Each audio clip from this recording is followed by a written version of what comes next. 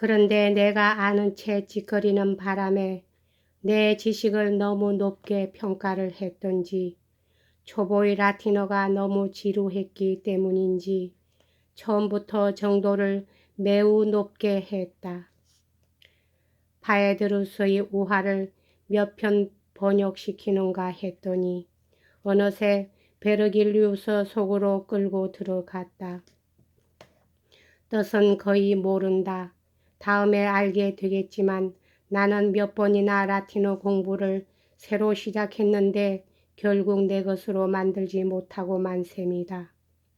그러나 꽤 열심히 공부했다. 신부도 수고를 아끼지 않았는데 그의 친절은 지금 생각해도 감동할 정도였다. 오전 중은 대부분 신부와 함께 보내면서 그동안에 배우기도 하고 시키는 일을 하기도 하고 했다. 그 일도 신변의 자빌이 아니었다. 그런 것은 일체 시키지 않으려고 했다. 그저 구술하는 것을 받아 쓰거나 쓴 것을 정서하거나 하는 일이다. 학생으로서의 일보다도 이 비서로서의 역할 쪽이 훨씬 도움이 되었다. 이렇게 하여 나는 순수한 이탈리아의 말을 배웠을 뿐만 아니라 문학에 대한 취미도 생기고 라트리비어의 대본집 같은 데서는 얻어볼 수 없는 양서의 감별력도 가지게 되었다. 이 힘은 뒷날 혼자서 글을 쓰게 되었을 때 크게 도움이 되었다.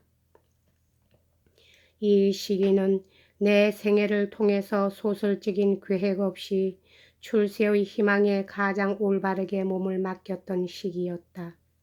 신부도 나를 무척 만족해 했고 여러 사람들에게 그런 이야기를 했다. 아버지인 백작이 또한 나를 유별나게 귀여워해서 내 이야기를 이미 국왕에게까지 했다는 소문을 파브리아 백작의 입을 통해서 들었다.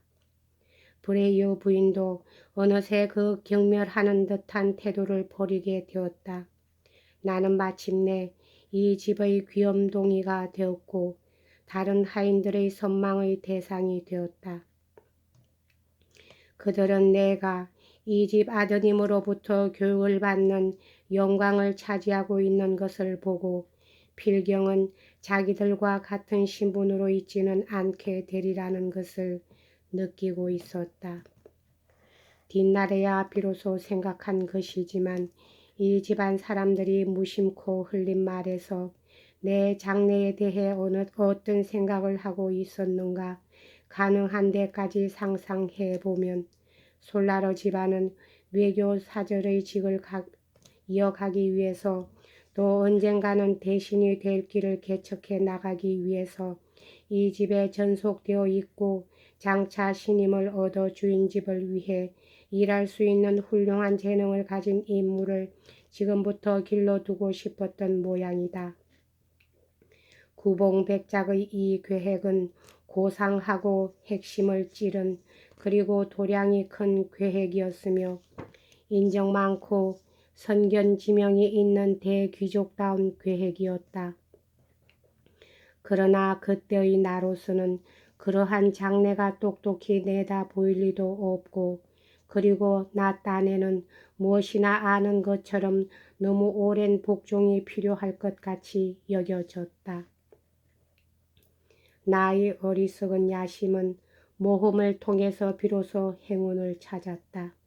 따라서 여성이 전혀 끼어있지 않다는 것을 알자 그와 같은 출세의 길은 너무 느리고 고되고 음침한 느낌이 들었다. 여자가 끼어있지 않으니 그만큼 훌륭하고 확실한 길이라고 생각했어야 옳았다.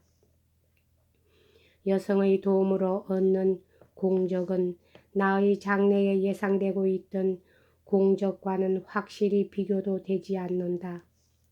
만사가 순조로웠다.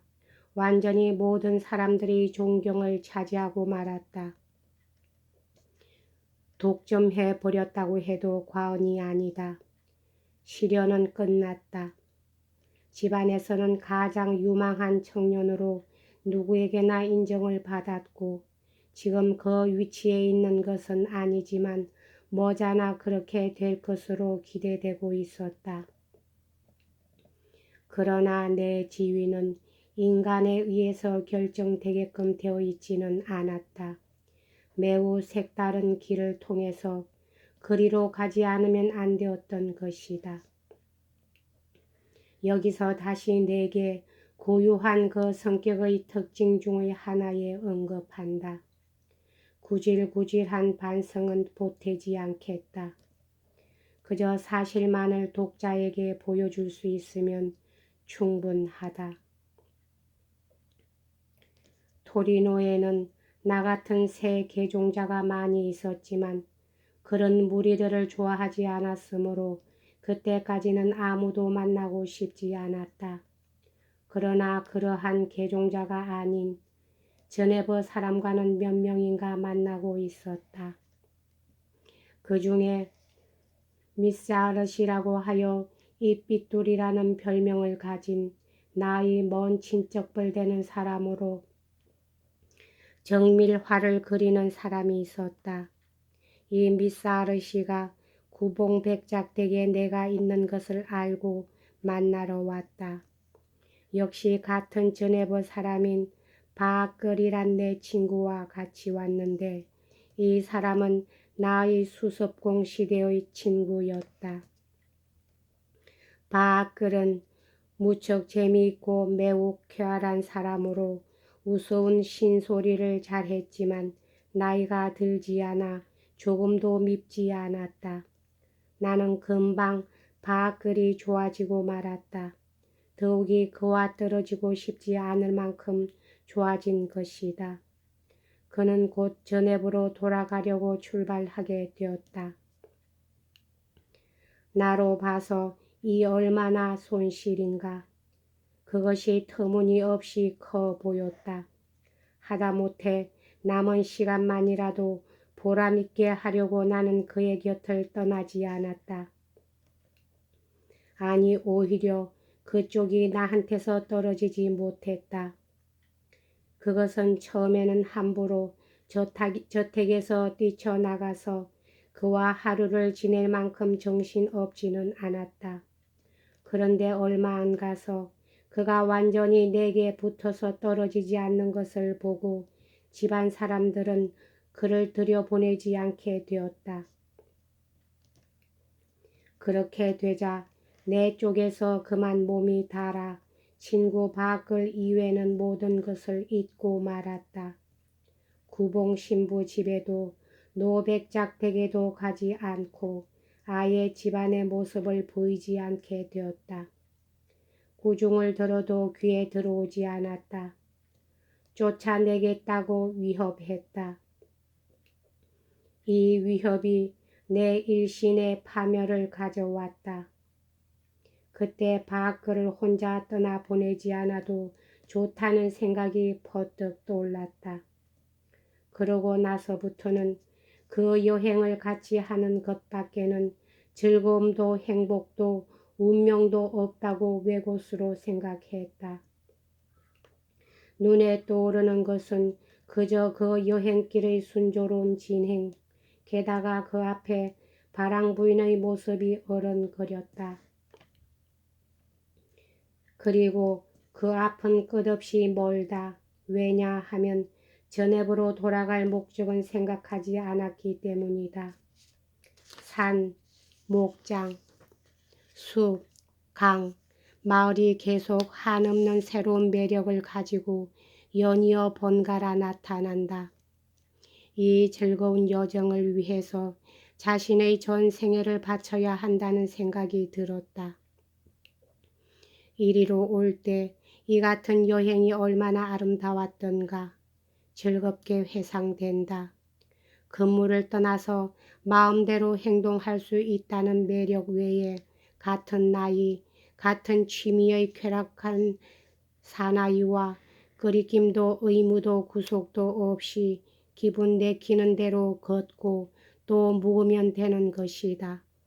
그런 길을 여행하는 매력이 더해진다면 그야말로 어떻겠는가. 그런 행복을 버린 채 지루하고 고달프고 불안한 실천이 필요한 야심의 계획을 지향한다는 것은 정말 바보라고 아니할 수 없다.